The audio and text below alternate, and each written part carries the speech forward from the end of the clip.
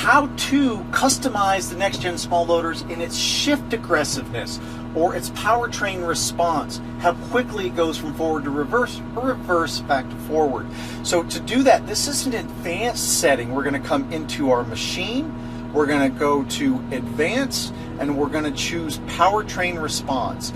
Now factory default is going to be in the medium state, and I'll show you what that looks like. So kind of a mid RPM range, hard directional, you can see pretty comfortable. I'm in torque converter mode here, where we get a little bit of that coast out feel, but honestly a pretty comfortable way to run the machine. Now we expect that that will please the majority of operators and segments, but if you want to make it a little bit more crisp or soften it through the advanced settings, you've got that ability. So now let's show you the most aggressive side of it. So back to advanced, into powertrain response, into fast.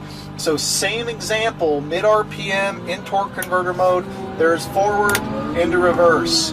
You can see, even as an operator, how it kind of throws you into your seat. When you're asking it to shift, when you're in this fast mode, it is going to give you what you ask for, and it's going to shift.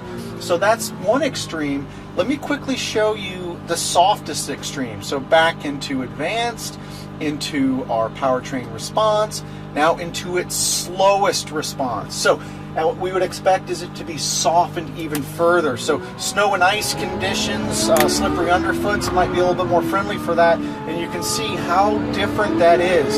So hard into forward, you can see it's a longer rollout, a longer coast out, a softer directional shift when I'm in that slow setting. But now we're really into the advanced feature set of customization. We have every expectation that that medium setting is going to be right for you, but invite you to try the other settings for your individual application or operator preference.